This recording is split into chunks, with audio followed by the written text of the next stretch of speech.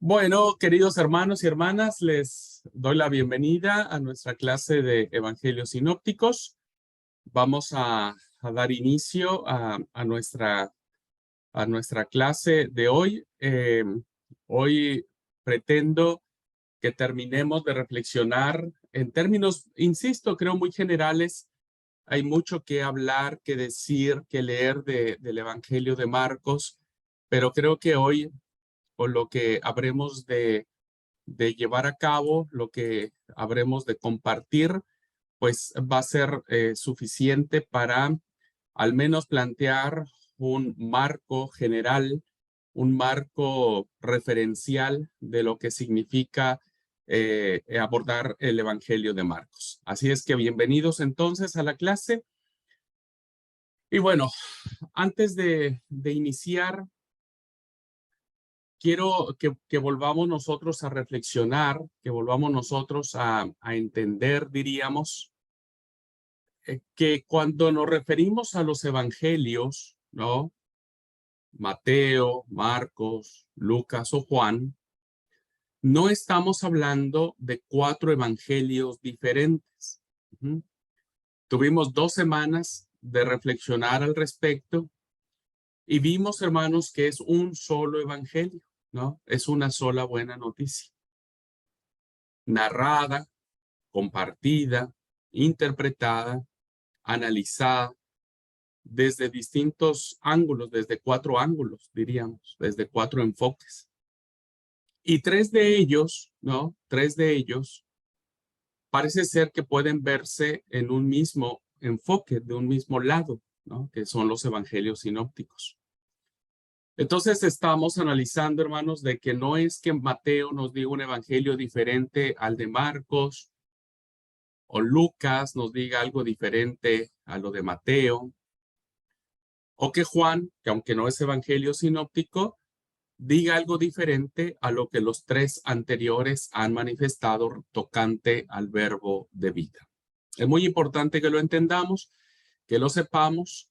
Estamos analizando la vida de Jesús, pero lo más importante de todo esto es que las comunidades cristianas construyeron su fe a partir de la muerte y de la resurrección de nuestro Señor Jesucristo. ¿Ok? Bien, dicho lo anterior, hermanos, me gustaría que en 2 minutitos alguno de ustedes me diera un repaso. ¿Qué recuerdan de la clase pasada? Vamos a ver qué vimos la clase pasada para ubicarnos. ¿Qué recuerdan de las características que vimos del Evangelio de Marcos?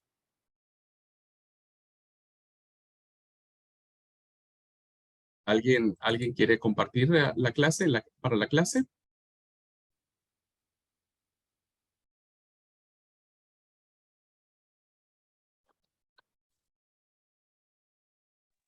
Lo que me puedo acordar, hermano, es Sí, Betty. que Marcos escribía o decía de los milagros de Jesús Ajá. y que también era testigo ocular, ¿no? Que él vio porque ha estado con Jesús, era su discípulo. Ok, ok. Vamos a corregir un poco esa última expresión, Betty, porque yo les decía a la clase que al parecer, cuando nosotros leemos algunos datos, algunos detalles que solo alguien que pudo estar presente pudiese recordarlos y escribirlos en su evangelio, podríamos nosotros considerar que el autor estuvo presente. Pero ahora vamos a ver quién fue el autor y de qué manera vamos a entender si Marcos estuvo o no presente. En primera instancia, al parecer, Marcos no fue discípulo de Jesús, él no estuvo siguiéndolo, ¿no es cierto? Pero eso lo vamos a ver ahora en clase. Pero lo primero sí, Betty, es muy importante saber que las tradiciones marcanas están pues muy embebidas de los milagros, 17 milagros en particular. Eso quiere hablar de un ser que tiene autoridad sobre los demonios, sobre la enfermedad, ¿no? Sobre la naturaleza, sobre la muerte. Muy bien, Betty, buenísimo. Y hoy vamos a abundar sobre el tema del autor, si él fue o no testigo ocular. Tiene el sabor de que sí, ¿no? Pero ahora vamos a ver. ¿Alguien más, hermanos, hermanas? Hermano, uno de los géneros es el relato de los milagros, ¿cierto? Sí. Del libro de Marcos. Viene otro que es las disputas y las controversias. Ajá. El C, las unidades referentes a los discípulos. Tenemos el D, relatos sobre Jesús y Juan el Bautista. Tenemos E, parábolas y comparaciones. Hasta ahí vienen ¿cómo se llaman? Los géneros más Los sobresalientes. géneros literarios. Muy bien, muy bien. Que son muy, muy importantes, son abundantes en el Evangelio de Marcos. Bien, ¿alguien más? ¿Qué más vimos?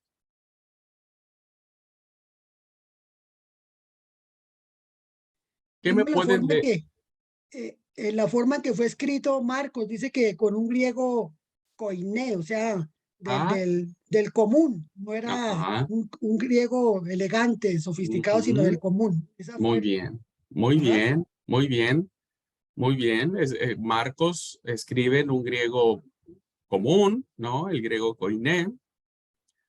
¿Qué me pueden decir, hermanos, de decir que el Evangelio de Marcos transmite el lado humano de Jesús? ¿Cómo podríamos nosotros establecer que Marcos va a establecer o va a ponderar no solo su divinidad, sino también su humanidad? ¿Dónde se mira eso en el Evangelio de Marcos? Cuando Jesús abrazó a un niño, ¿no? Ahí vemos la diferencia. Ok, es un Jesús que abraza, buenísimo. Es en los detalles. Ok, ¿no? ¿qué Cuida detalle? mucho los detalles, por ejemplo, dice, ahí, no recuerdo las citas, habla de un Jesús que suspira, por ejemplo, que se siente conmovido, que siente indignación, que había una cita que me llamó la atención, era casi de las últimas, donde dice que sintió ese retortijón, ¿no? Como que le dolió la panza o algo parecido, ¿no? Y es en esos detalles en donde que Marcos nos relata ese Jesús humano que sentía igual que nosotros, ¿no? Que vivía las emociones igual que nosotros.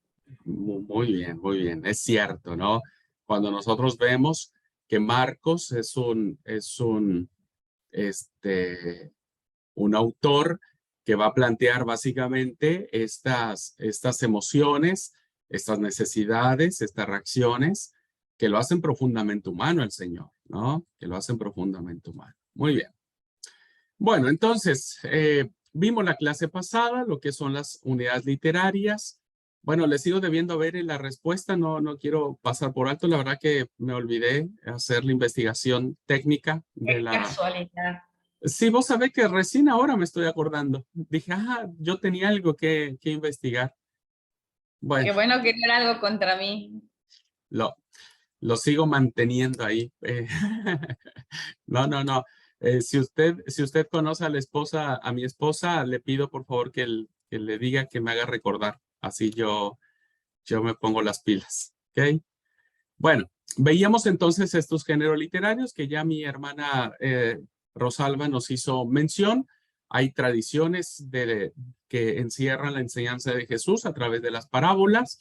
Tenemos tradiciones muy interesantes en relación a los discípulos, que les dije a ustedes en la clase pasada, hermanas y hermanos, que no perdieran de vista que es curioso que quien encabeza la lista de las tradiciones, de las vocaciones respecto de los apóstoles, siempre va a ser Pedro. que realmente él se llama Simón y el sobrenombre es Pedro. Así que tómenlo en cuenta para lo que ahorita vamos a charlar. Bien, vimos también aspectos interesantes que tenían que ver con el relato de la resurrección, que es el corazón del Evangelio de Marcos. Vemos que en este griego que él utiliza, ¿no? Un griego donde al parecer va demasiadamente rápido, pero no por ir muy rápido, olvida lo importante, sino más bien él pretende llevarnos al primer relato, diríamos, que tiene que ver con la muerte y la resurrección del Señor. Y que terminará, evidentemente, con una confesión, diríamos, muy interesante.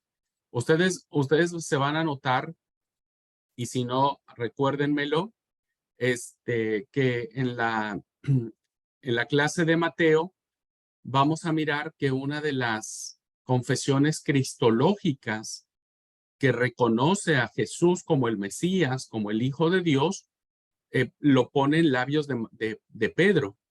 Mateo dice que es Pedro quien confiesa que Jesús es el Hijo de Dios. Pero Marcos lo va a poner en labios de un centurión romano. De un centurión romano. Y esto va a ser algo interesante porque nos va a nosotros a darnos un poco de luz en relación a la comunidad a la que fue escrito el Evangelio. Un segundo.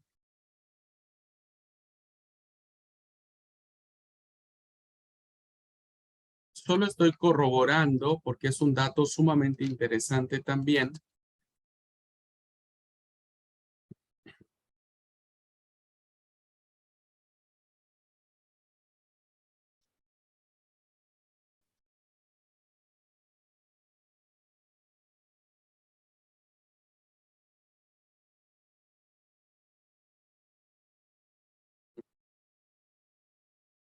Sí, tanto Mateo como Juan pondrán la confesión cristológica de que Jesús es el Hijo del Dios viviente. Pero, un segundo, me parece que hay otro dato que no lo estoy alcanzando a mirar.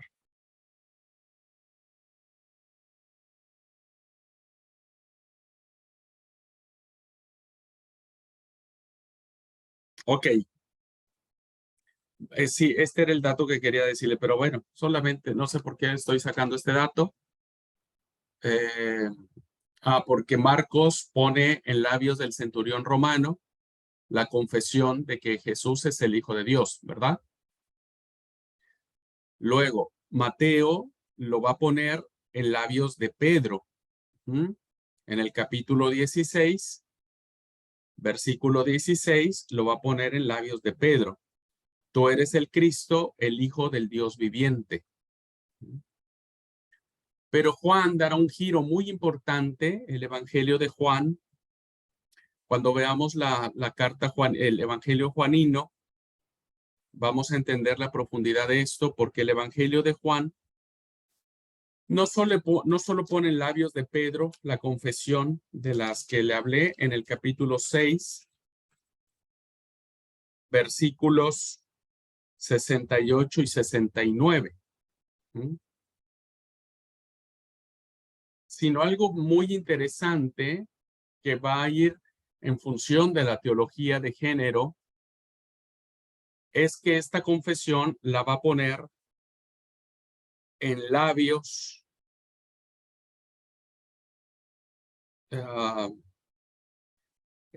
de Marta, de una mujer. En el capítulo 11 de Juan, versículo 27, la confesión van a ser de labios de una mujer. Y esto es sumamente significativo. Porque dice el Evangelio en el versículo 27, le dijo, hablando de Marta, Sí, Señor, yo he creído que tú eres el Cristo, el Hijo de Dios, que has venido al mundo. Entonces la confesión cristológica, ahora Juan la pone en labios de una mujer. Interesante, muy interesante. Perdón, ¿puedes repetir la cita de Mateo? Mateo 16:16. Esa es la de Mateo. Bueno, no sé por qué me fui por ahí, hermanos, pero... Hermano, perdón, Lucas no dice nada sobre esa confesión cristológica. Lucas no lo plantea, al menos no lo plantea en los términos como lo estamos planteando nosotros. Solamente lo voy a corroborar.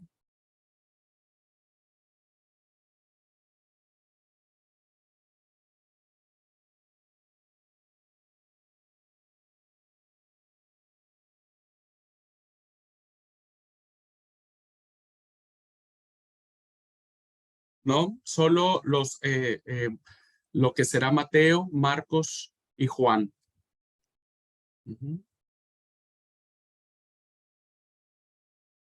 Muy interesante. Bueno. Después vimos un poco en la clase pasada las características que tiene Marcos. Es un evangelio que nunca olvida la divinidad de Jesús, tampoco olvida su humanidad. Parece ser, por los datos que di en la clase pasada, que es el autor, parece ser que es alguien que ha sido testigo ocular, ¿no? De los hechos, como planteaba Betty. Pero ahora vamos a ver por qué esas minucias, por qué esos detalles, ¿no? Que parece ser que quien escribe el evangelio estuviera presente. Ahora lo vamos a ver. Bueno, vamos a arrancar ahora la clase, hermanos, hablando un poco sobre el autor del evangelio. Vamos a hablar sobre el autor.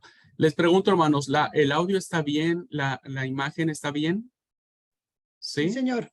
Buenísimo, buenísimo. Gracias. Bueno, voy a compartir la pantalla para guiarnos en la clase. Y ahora vamos a ver un poco sobre el autor del evangelio de Marcos.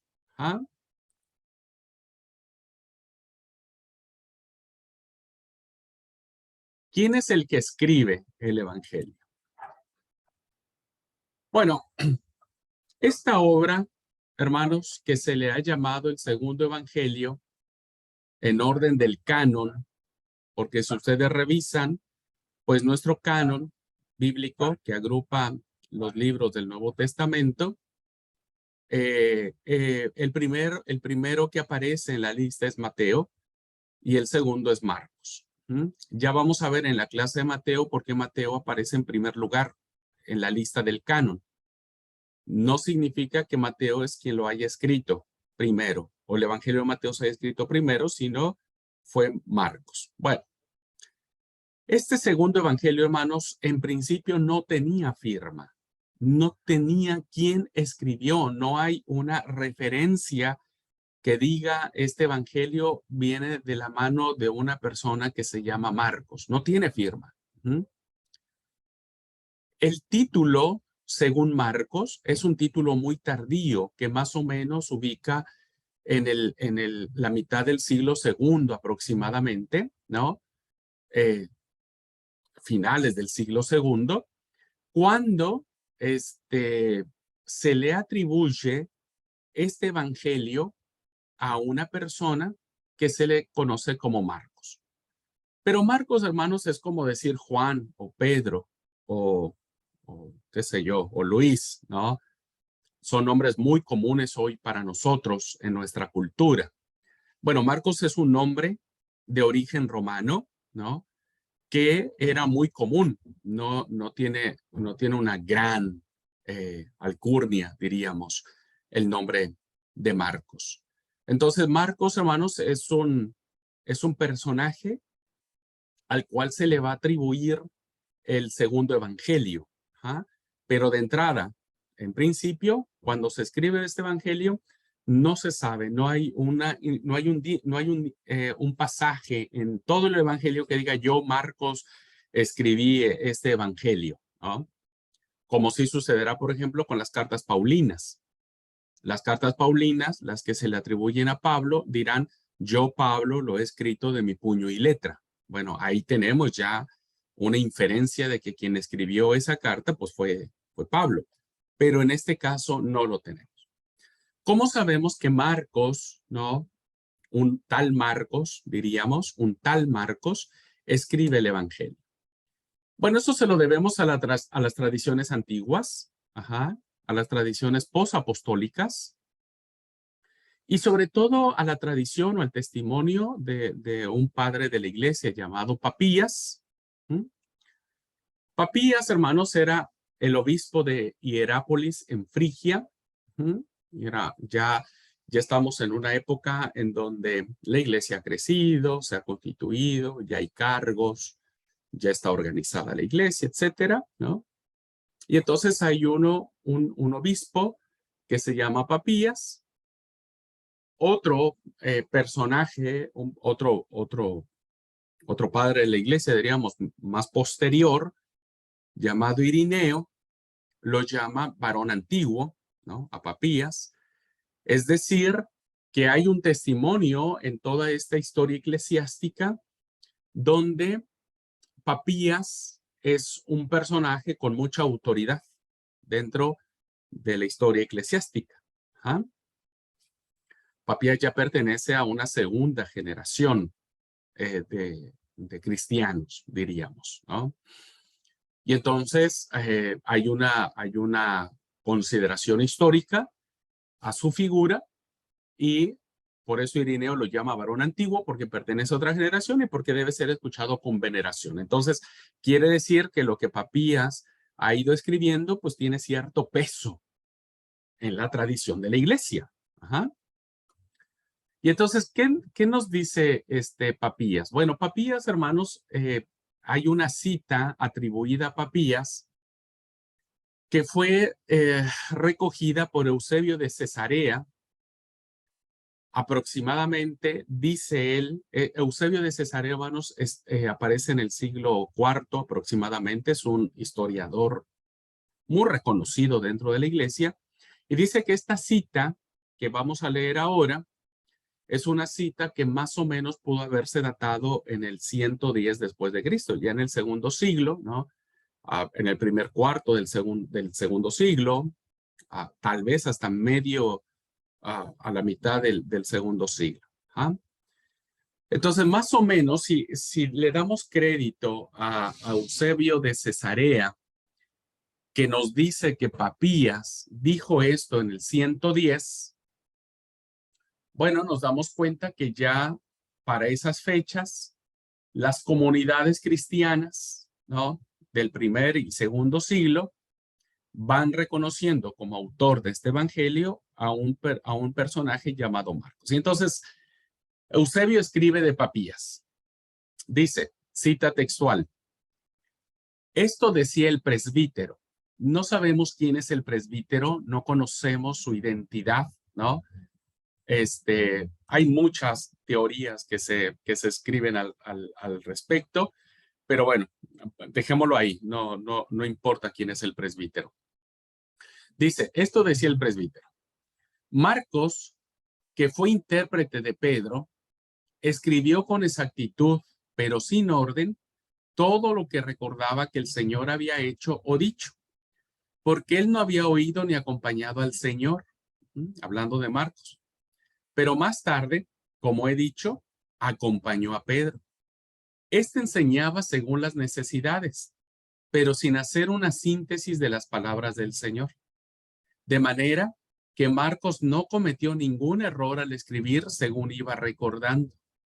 Su intento fue exclusivamente reseñar todo lo que se había oído sin omitir ninguna cosa y no engañar en nada de lo que relataba.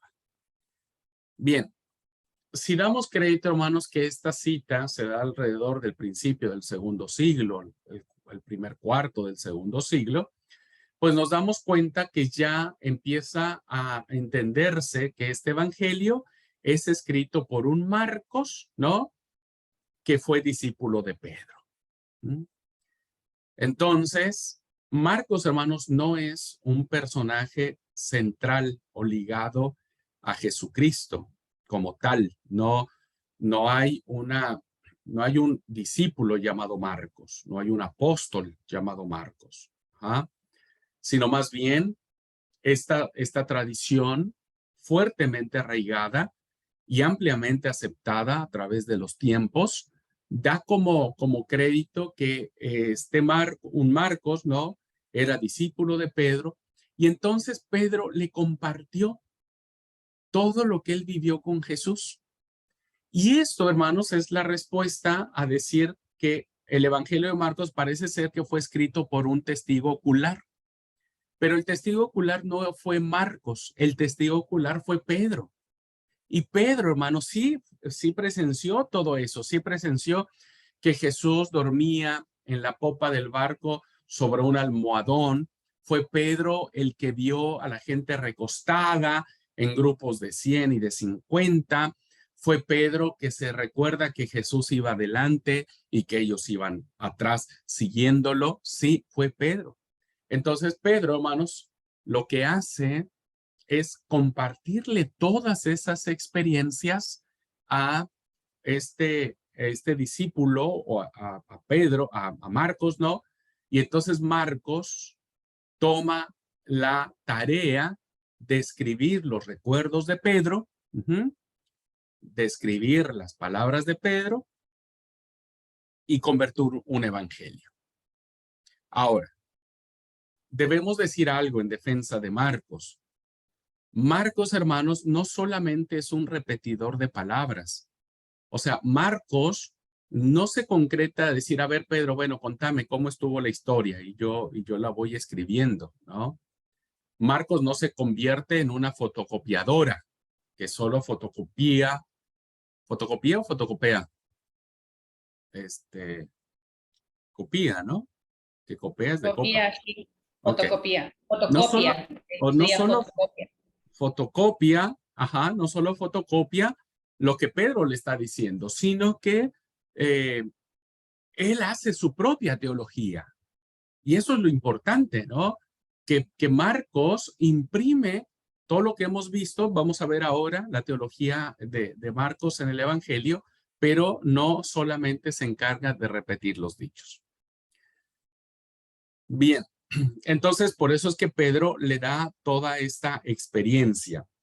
Si ustedes son muy cuidadosos, hermanos, se van a dar cuenta que yo les pedí que leyeran a lo que era el capítulo 14 y 15 de Marcos. Espero que lo hayan leído. Si lo leyeron, hermanos y hermanas, ¿no? Déjenme preguntar a la clase. Espero que los que estén viendo la grabación también lo hayan leído. ¿Pudieron leer estos capítulos, hermanos? 14 y 15. ¿Sí? Ok.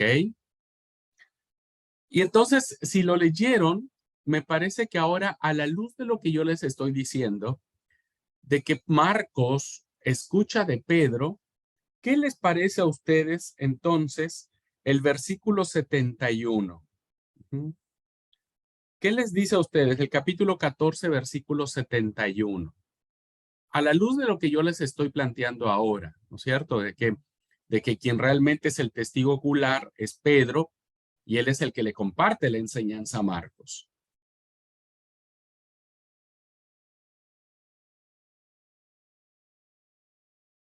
¿Qué les dice el versículo 71 del versículo 14? Si alguien quiere leerlo, entonces podemos. Parece que Pedro, buenas tardes, Pedro ahí estaba como mintiendo. Ajá, sí. A ver, no es mucho, no es tanto el explicar el texto, sino a la luz. Ajá, a ver, Liti. Dice la NBI, él comenzó a echarse maldiciones. No conozco a ese hombre del que hablan, les juro. Muy bien. a la luz de esto que estamos hablando, ¿qué podría decirles? No sé si la pregunta, estoy siendo correcto en la pregunta. Vemos que fue Pedro el que le dijo a Marcos, insisto, que estos detalles, ¿no? De que Jesús abrazó a los niños, por ejemplo, ¿no? Y dice el texto, entonces él comenzó a maldecir y a jurar, no conozco a este hombre, ¿de quién habláis? ¿Qué dirá? ¿Qué les dice? ¿Alguien, hermanos, hermanas?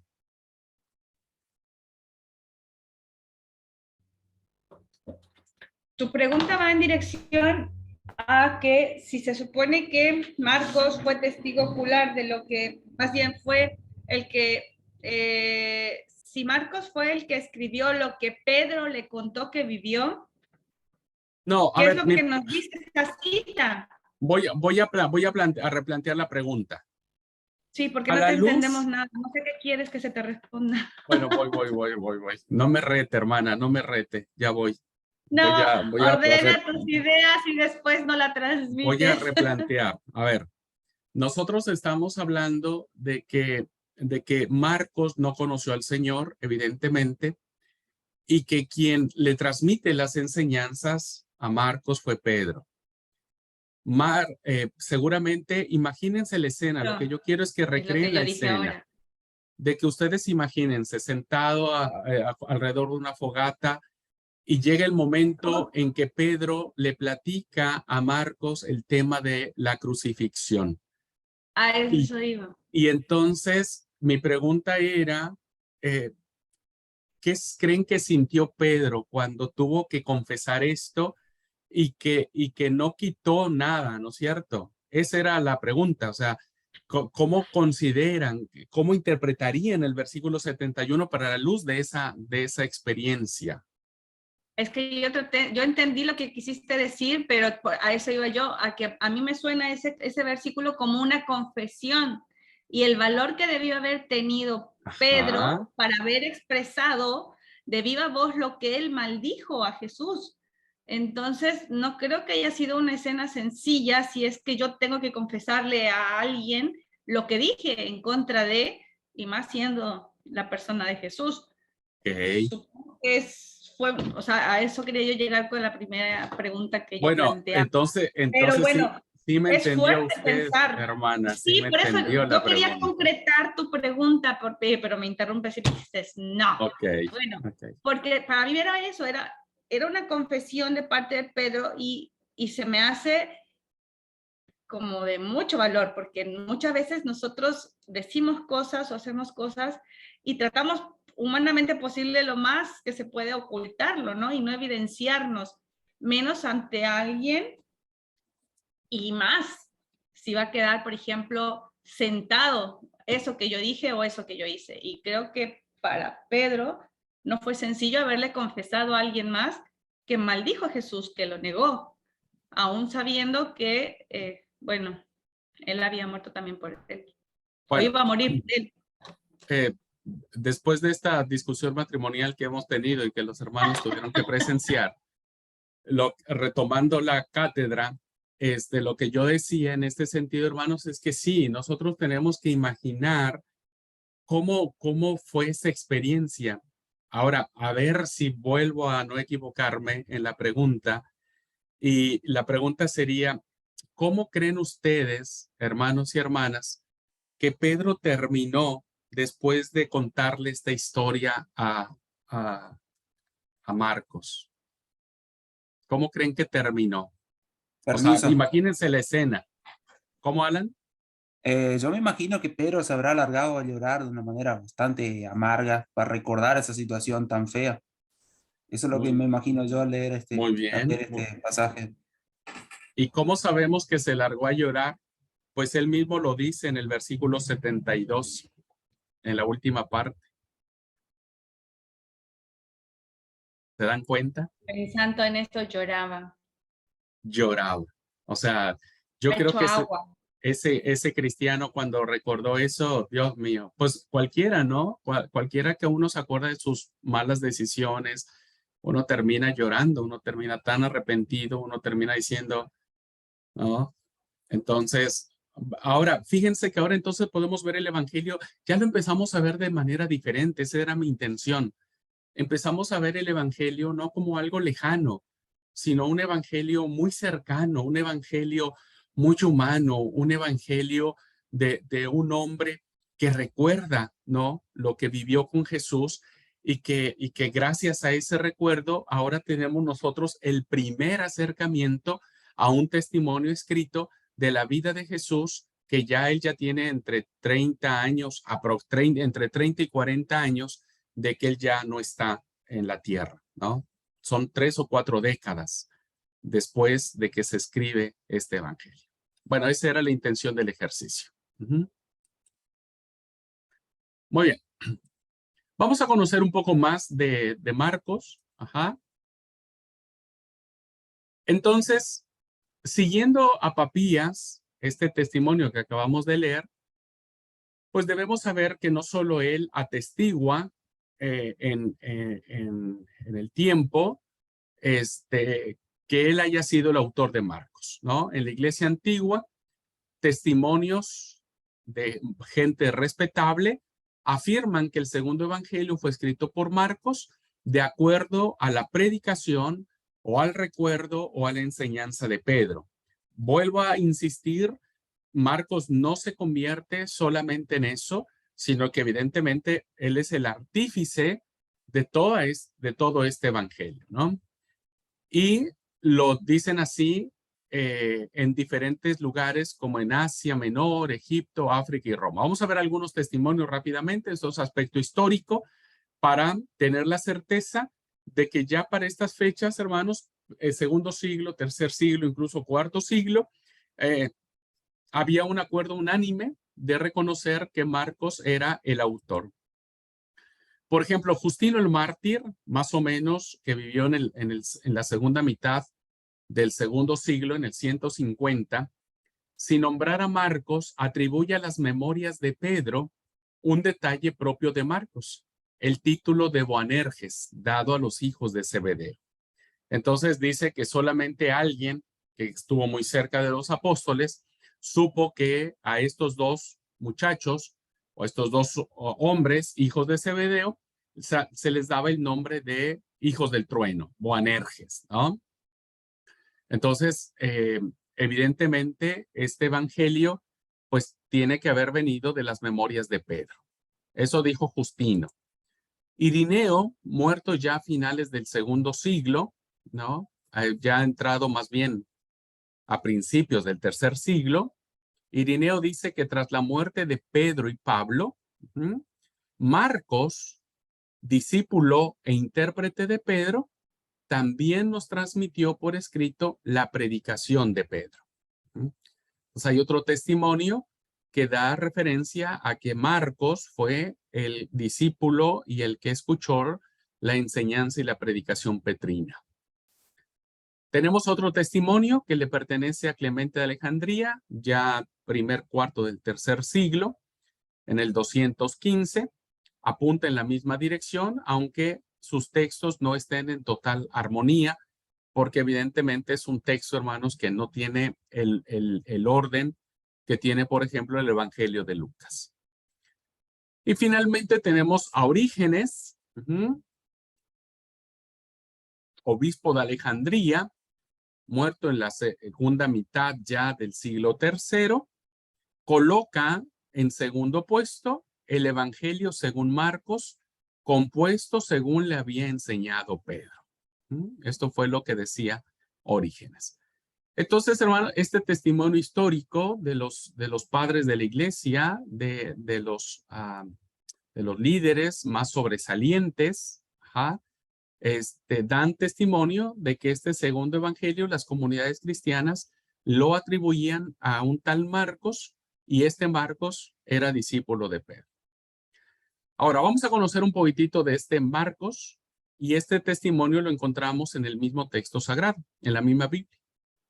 La Biblia nos da información abundante sobre quién era este Marcos. bueno, perdón, esta cita de los padres de la iglesia lo encontramos en el libro de Introducción a los Evangelios de León Dufour, es quien nos menciona todos estos datos históricos. Bien, vamos al Nuevo Testamento y vamos a conocer un poquito de Marcos. Me voy a ir rápido en esto, man, porque es información, ustedes después la pueden corroborar, ¿ok? Bien, Hechos de los Apóstoles mencionan que hay un cierto Juan, pero que tiene por sobrenombre Marcos. Esto lo encontramos en el libro de Hechos de los Apóstoles, donde hay grandes y variadas referencias a Juan, ¿no? Y que él le dan por sobrenombre Marcos. Solo por citar, por mencionar alguna.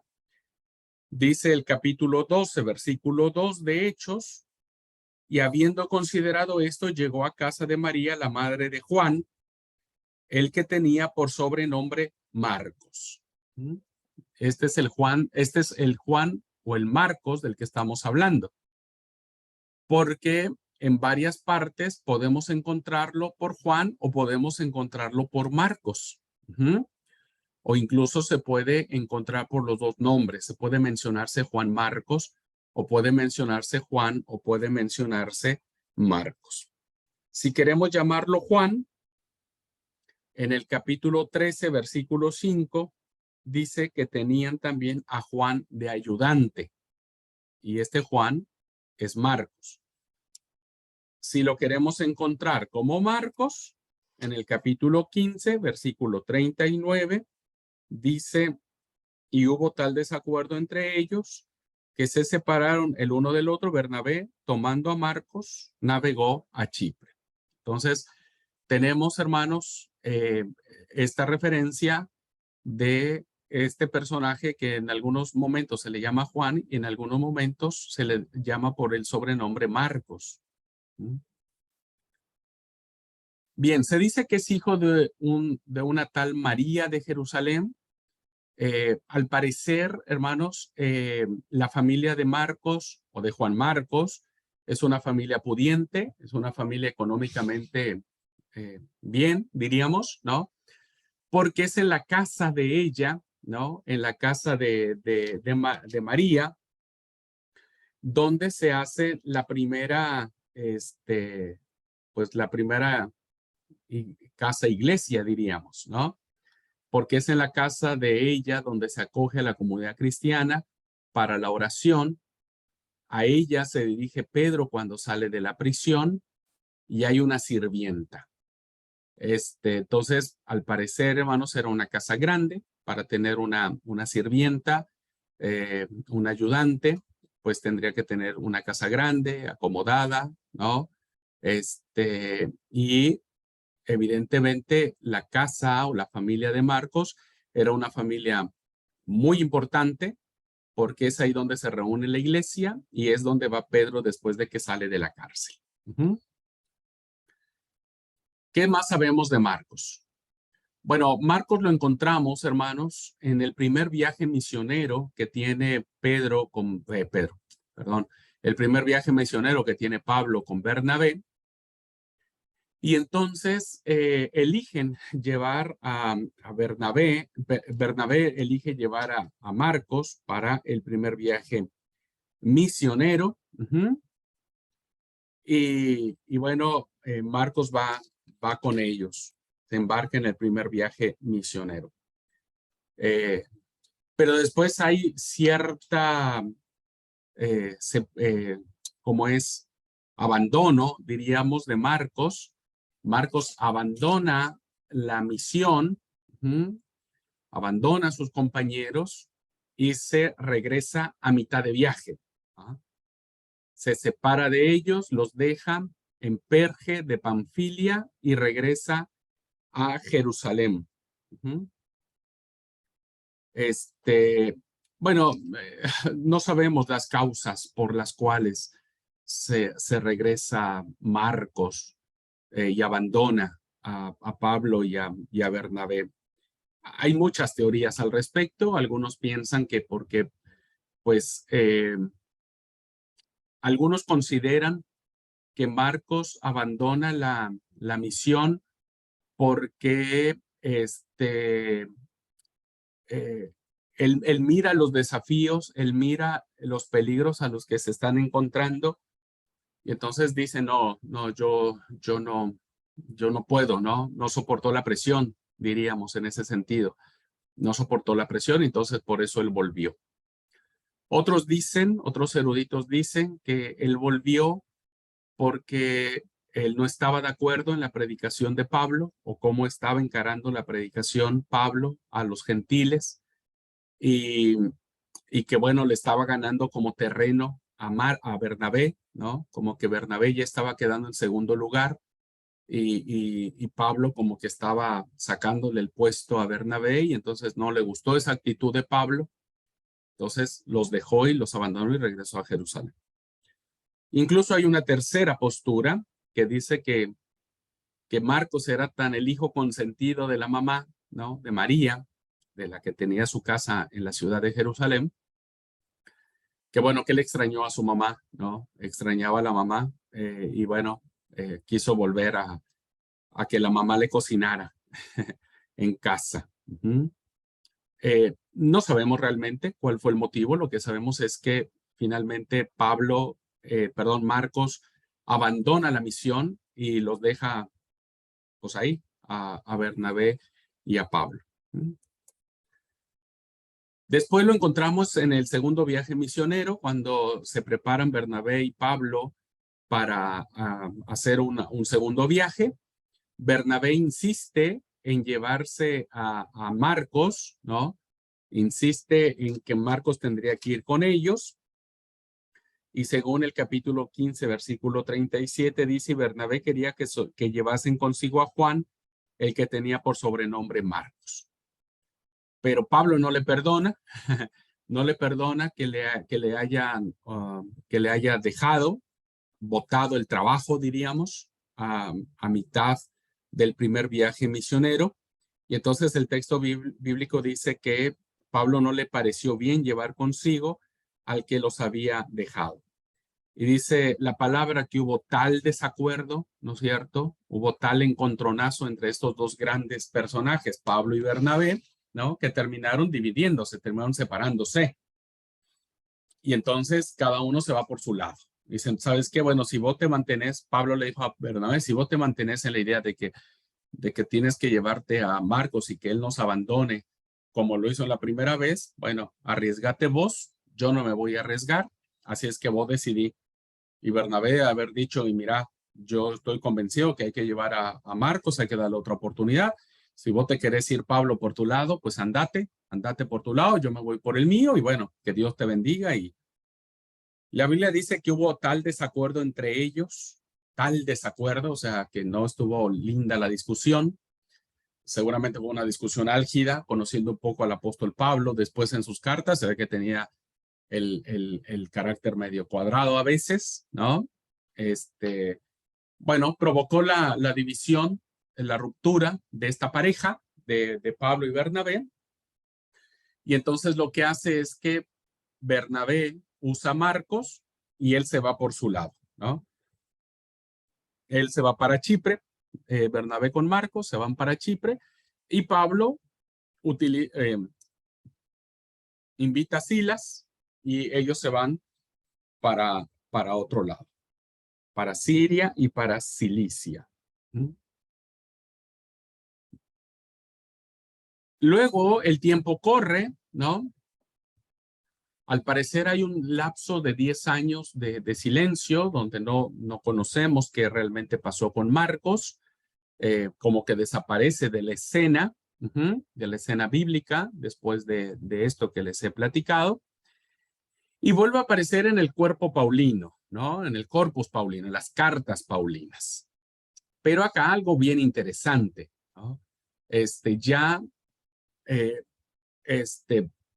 La mención que hace Pablo de Marcos ya no es de mala onda, ya no es de bronca, ¿no? Ya no es de eso que hizo que terminara separándose de Bernabé, sino que ahora parece que las cosas han cambiado. Parece ser que Marcos ha cambiado, ha mostrado. Yo en lo particular, hermanos, me inclino a la postura de que el motivo que tuvo Marcos para abandonar el viaje es la primera, ¿no? Que él no estaba preparado para entender los grandes desafíos que conllevaba la obra misionera. Entonces siento como que él se acobardó con esa inmadurez que muchos líderes tenemos, ¿no es cierto? Muchos líderes cuando nos enfrentamos a algo vamos bien valientotes, ¿no?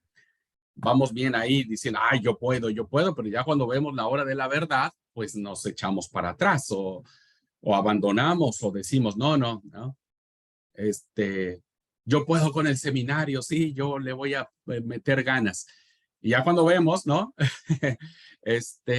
la realidad del seminario, pues terminamos diciendo, no, ¿saben qué? Olvídense, yo no estoy preparado para esto. Bueno, yo particularmente me inclino a esa interpretación del motivo y me lleva a mí a pensar que en este lapso de 10 años de silencio, pues Marcos maduró, Marcos reflexionó, Marcos creció, Dios trabajó en él a través del Espíritu Santo, y entonces siento que Marcos dio evidencia de que ahora él ya estaba preparado para la obra, estaba preparado para la encomienda. Y entonces lo vemos a él, hermanos, reflejado en 3 ocasiones en las cartas paulinas. Primero tenemos en la carta a los Colosenses, ¿no? En la carta de la cautividad que se le conoce, porque son cartas que son escritas desde la cárcel. Y se dice en Colosenses capítulo 4, versículo 10, dice, hablando de los saludos finales que da Pablo, ¿no? Dice, Aristarco, mi compañero de prisiones, os saluda, y Marcos, el sobrino de Bernabé, acerca del cual habéis recibido mandamientos. Si fuere a vosotros, recibidle. Entonces parece ser, hermanos, que ya Pablo se da cuenta que Marcos ha cambiado. Que Marcos ha cambiado y entonces le pide a la iglesia de Colosas que le dé una buena acogida, que lo reciba con mucho amor, con mucho cariño, porque bueno, ahora es un tipo que ha dado muestras de un gran compromiso con Cristo y con el reino. Luego lo encontramos nuevamente mencionado por Pablo en la cartita de Filemón, igual que tiene que ver con los saludos.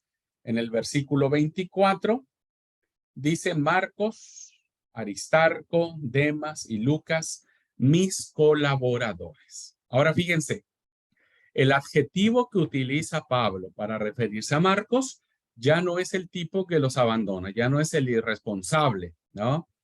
Ya no es el que los deja colgado a mitad de viaje. Ahora es alguien que colabora al igual que Pablo, que trabaja al igual que Pablo, que trabaja hombro a hombro con Aristarco, con Demas, con Lucas. Entonces, interesante el giro, el cambio profundo que existe en Marcos. Y fíjense ustedes, hermanos, no nos da tiempo, pero fíjense que si ustedes son muy atentos, cuando ustedes leen el Evangelio de Marcos, se dan cuenta de todas estas improntas, se dan cuenta de toda esa transformación, se dan cuenta del compromiso que ahora Marcos tiene sobre el Evangelio. Lo vamos a ver ahora más adelantito, en unos minutitos más, respecto de la teología que tiene este Evangelio. Entonces, y finalmente, lo volvemos a encontrar en la segunda carta de Pablo a Timoteo, en el capítulo 4, versículo 11, donde vuelve otra vez a adjetivar a la personalidad de Marcos. Y Pablo dice, tráete contigo a Marcos, que me va a ser útil en la tarea. Porque me es útil para el ministerio, dice Reina Valera. Fíjense que ahora utiliza la palabra útil. Lo que antes fue inútil en ese viaje misionero, ¿no? Lo que antes había resultado estéril, ahora Marcos ha cambiado totalmente el panorama y se convierte en un personaje profundamente útil para la obra del ministerio.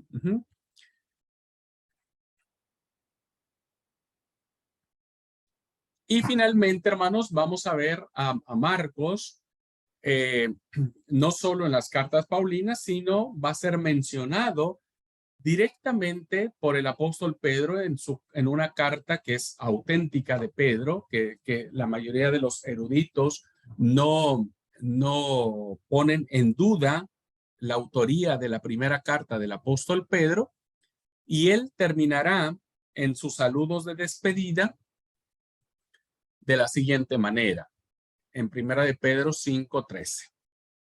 Os manda recuerdos la que está en Babilonia, elegida como vosotros, y en particular mi hijo Marcos.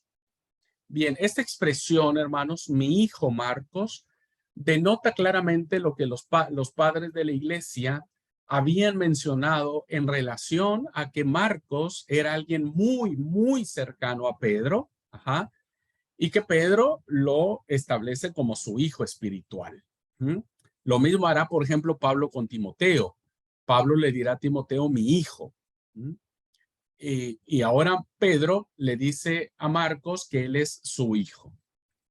Y cuando habla de Babilonia, hermanos y hermanas, se está refiriendo, la mayoría de los eruditos concuerdan, que probablemente se está refiriendo a la iglesia en Roma.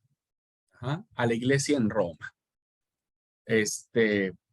Hasta ese momento, hermanos, Roma no tiene la connotación de la iglesia católica romana, nada que ver, nada. O sea, cuando se habla de Roma, no se habla de la iglesia católica apostólica romana, sino se habla de la ciudad de Roma, donde la primera iglesia se constituye allí, en esa ciudad. Bueno.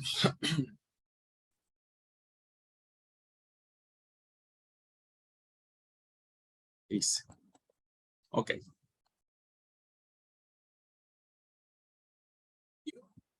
Un detalle muy curioso que quiero compartir con ustedes en relación a este Marcos, porque yo les había dicho, ¿no? Yo les había dicho que el evangelio como que no tiene el nombre, ¿viste? Como que no sabemos, no hay una parte del evangelio que diga, bueno, este es mi hijo Marco, yo Marcos escribo este evangelio. Pero quien leyó el evangelio de Marcos, hay un detalle muy interesante que no sé si les llamó la atención, me parece que no, por si no ya me hubieran preguntado. Pero, ¿qué saben ustedes del capítulo 14? Que fue lo que estoy por preguntar. Sí, Karina, decime, ¿de qué me querés preguntar? ¿O alguna pregunta hasta acá?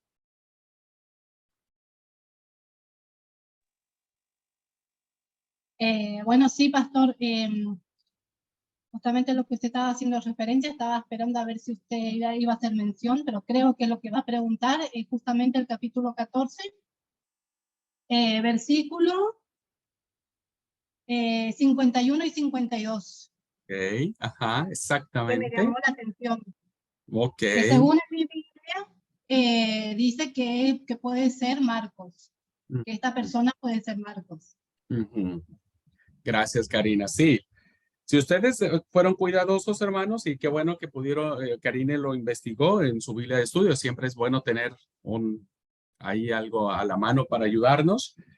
El versículo 51 y 52 del capítulo 14 dice, pero cierto joven le seguía, cubierto el cuerpo con una sábana, y le prendieron, mas él, dejando la sábana, huyó desnudo.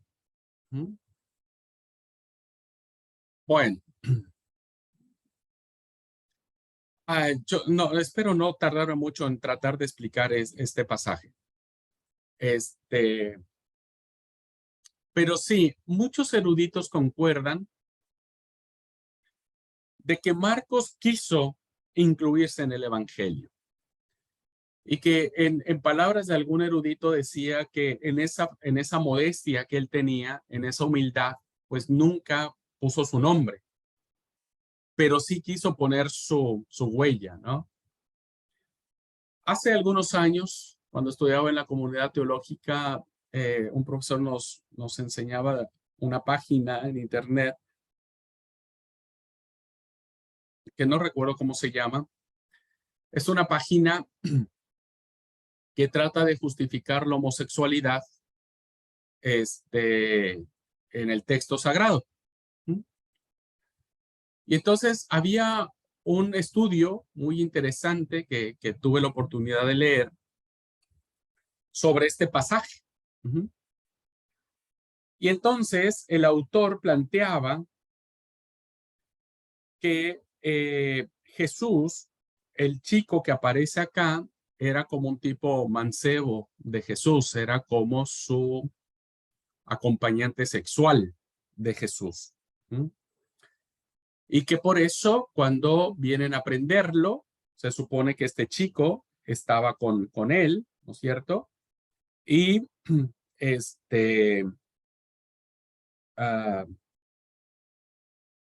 y estaba desnudo, y que bueno, que era como su acompañante. Bien, la verdad que es una postura muy tergiversada o muy forzada en mi entendimiento sobre el texto. Siendo serios, ¿no? Sin caer en esas posturas, debemos reconocer, hermanos, que es muy probable que este joven que aparece acá sea un joven que sea Marcos, que se identifique con Marcos. Ni Mateo ni Lucas, hermanos, ni Mateo ni Lucas utilizan esta historia para sus evangelios. No aparece en ninguna parte. Es la única parte donde aparece el joven desnudo en el evangelio de Marcos. Hay dos explicaciones. La primera. Es muy probable que este joven que aparece en el capítulo 14, versículos 51 y 52, que estaba desnudo, ¿no? Que solamente lo cubría una sábana, es muy probable que Marcos sea este chico, y que cuando empieza todo el alboroto de arrestar al Señor, de la noche de la cena, algunos estudiosos creen que donde se llevó a cabo la cena, la última cena, fue en la casa de María en Jerusalén.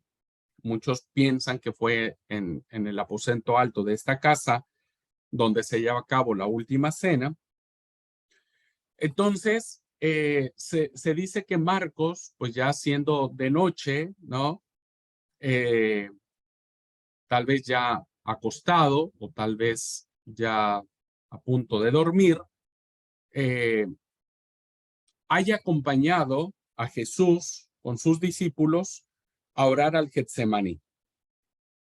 ¿Y cuál es el argumento que plantean, hermanos, estos eruditos? Porque es el único que pudo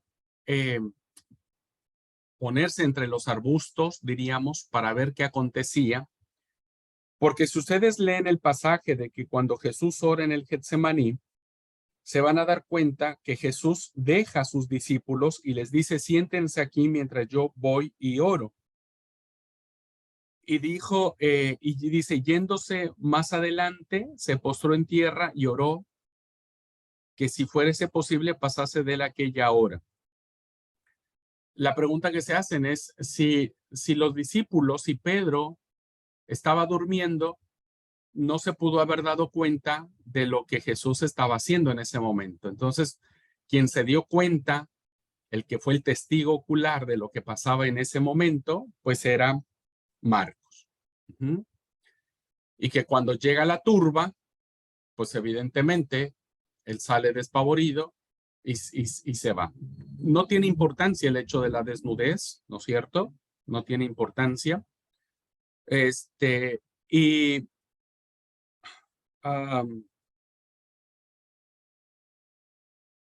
Y la otra es que Marcos ya pudo haber estado dormido en casa cuando llegaron a la casa de su mamá y van a buscar a Jesús para arrestarlo.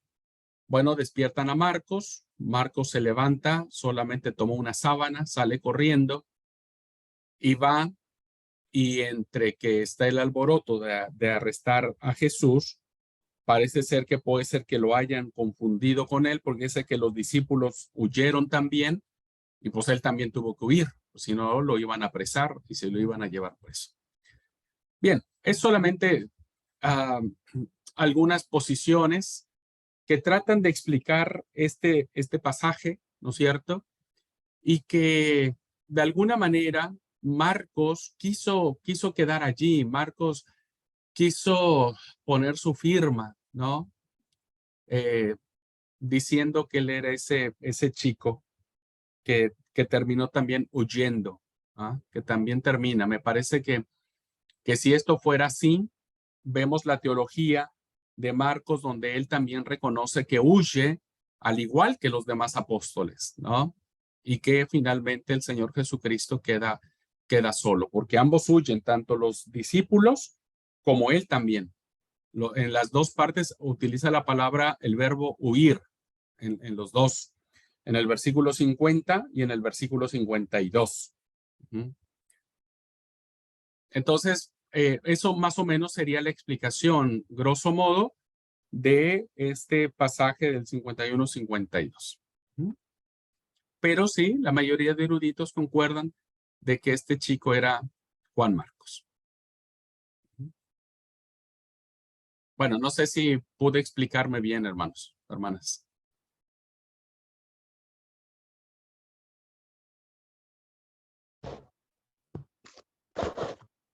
¿Sí, Betty? Sí, hermano, probablemente, ¿no? Porque no sabemos qué bien que pasó, ¿no?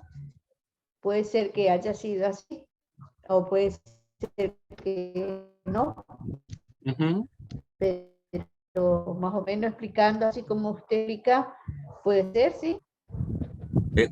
Es la explicación más plausible, es la explicación más plausible, porque si no, de otro modo, Marcos, si no tuviese importancia ese muchacho, ¿no es cierto? Si no hubiera tenido importancia escribir ese momento, pues Marcos no lo hubiera escrito. Pero el hecho de que lo haya escrito o que lo haya planteado de esa manera, pues fue porque lo consideró sumamente importante. Y tal vez la importancia radicaba en que era él mismo.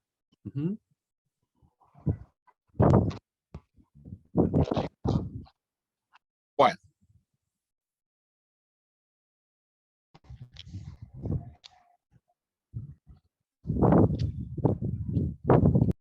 Vamos a continuar.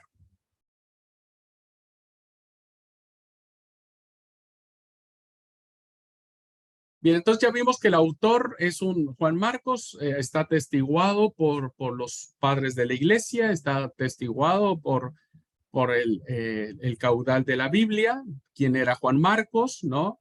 Los padres de la iglesia le atribuyen a él la autoría del evangelio. Considerando este pasaje del joven desnudo, es muy probable que Marcos lo haya insertado, considerándose él mismo, ¿no? Como autor de este evangelio. Llama la atención porque Lucas no lo menciona, Mateo tampoco lo menciona, era solamente de interés, insisto, muy importante para Marcos, tan es así que lo escribe, pues, si no, no iba a escribir cualquier cosa, ¿no? Algunas de esas son las razones. Bien, seguimos. La figura de Pedro en el Evangelio de Marcos es importante porque dijimos que era, según la tradición posapostólica, es Pedro y sus recuerdos lo que va a influir en este Evangelio de Marcos. Marcos va a presentar una imagen de Pedro partiendo de tradiciones distintas. Primero, va a presentar a través de todo el Evangelio primero va a presentar a Pedro como un gran entusiasta, como una persona que lleva empuje, que tiene todas las ganas y todo el deseo de seguir a Jesús, que es atrapado por la personalidad de Jesús, pero también el Evangelio va a presentar a Pedro, hermanos, como incapaz de reconocer la plenitud de la divinidad de Jesús. ¿Ah? Una segunda tradición de la que se va a valer Marcos para reflejar a la figura de Pedro es que solo la conversión, solo una vez que Pedro se convierte, es como Pedro puede ver las cosas con toda realidad. Y hace posible esa conversión que Pedro tome la delantera, ¿no? Que Pedro tome la batuta. En el 1472 dice, y el gallo cantó la segunda vez, entonces Pedro se acordó de las palabras que Jesús le había dicho, ¿no? Se acordó. Y entonces cuando él llora, bueno, él se da cuenta de lo que ha pasado, pero eso le permitió, según el capítulo 16, versículo 17, que tuviese una primacía el apóstol Pedro. Ajá. Dice, pero id, decid a sus discípulos y a Pedro que él va delante de vosotros a Galilea. Es decir, hay una tradición que nos dice que Pedro se arrepiente de haber negado al Señor, pero el Señor lo perdona y le da una posición de honor. También, hermanos, si ustedes son muy cuidadosos y leen el primer capítulo del Evangelio de Marcos, ¿no? Del versículo 16 al versículo 38, usted va a oler a Pedro en todos los versículos, ¿no? Esta jornada de Capernaum, junto al mar de Galilea, sabe a Pedro, ¿no? Ya el versículo 16 inicia en el mar de Galilea, inicia Pedro recordando la red que echaban al mar. Pedro recuerda que en esa época él era pescador, ¿no? Muy interesante, recuerda las palabras de Jesús cuando le dijo, venid en pos de mí y os haré pescadores de hombres. Bueno, vemos a su suegra, ¿no? Estar en casa, recuerda a la suegra, seguramente la suegra era buenita, por eso Pedro la recuerda. Está llena de recuerdos de Pedro. En todos estos pasajes vemos a un Pedro suspirando esos primeros años, ¿no? Esas primeras cosas maravillosas que pudo vivir con el Señor Jesús. Hay una tradición también, Marcos va a presentar la imagen de Pedro, ¿no? Particularmente a un círculo muy reducido de discípulos. Marcos se va a encargar de decir que está bien, fueron 12 los que el Señor eligió, pero él va a invertir principalmente en Santiago, en Juan, en Andrés y en él mismo, y él se convierte siempre como el líder, ¿no? Pedro es el que siempre toma la delantera, el que toma la palabra, el que habla. Va a presentar Marcos a Pedro con una figura muy, muy fuerte, muy interesante. ¿Mm? Bien, él encabeza, como dijimos, ¿no? La lista de los apóstoles. Ahora podemos entender un poco por qué Pedro toma el primer lugar en la lista. Evidentemente, Marcos haciéndole honor a Pedro, ¿no? Y a su cercanía con él, lo pone allí. Y a diferencia de Mateo, Marcos no expone el alcance del nombre de Pedro referido a la iglesia. Mateo sí. Mateo dice que de acuerdo a ese nombre, ¿no? Va a ir una inferencia hacia la iglesia.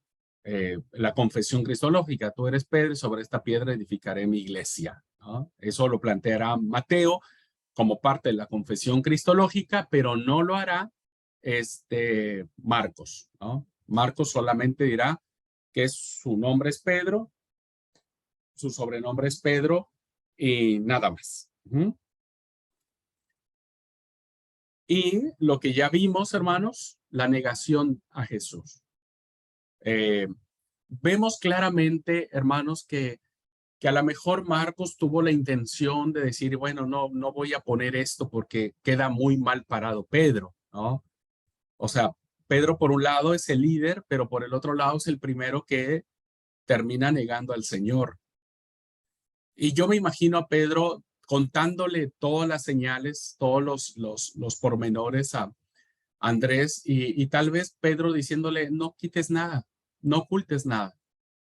Muéstrame tal cual soy, porque eso fue lo que pasó con el Señor, ¿no?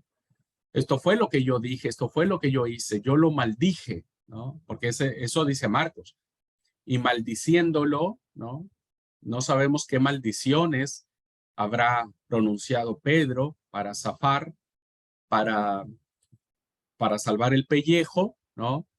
Qué maldiciones tuvo que haber dicho y por eso el lloro tan grande que él tiene, ¿no?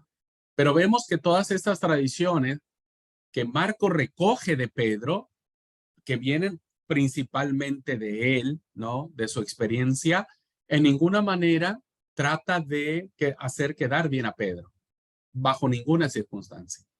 Lo plantea y lo presenta tal y como Pedro es. Entonces vemos muy interesante la figura de Pedro en el Evangelio de Marcos.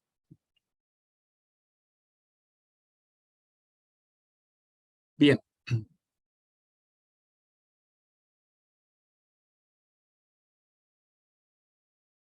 Vamos a tomar 5 minutitos de descanso, hermanos, para respirar un poco, para tomar un poco de agua.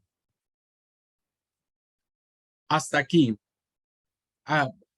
¿Vamos bien, hermanos? Sé que es mucha información la que estamos teniendo, pero bueno, es muy importante que sepamos todo esto que encierra el Evangelio de Marcos, ¿no? La belleza que tiene, la profundidad, y por lo tanto, bueno, tenemos que encararlo en todos los ángulos. ¿Alguna pregunta? ¿Hasta dónde vamos?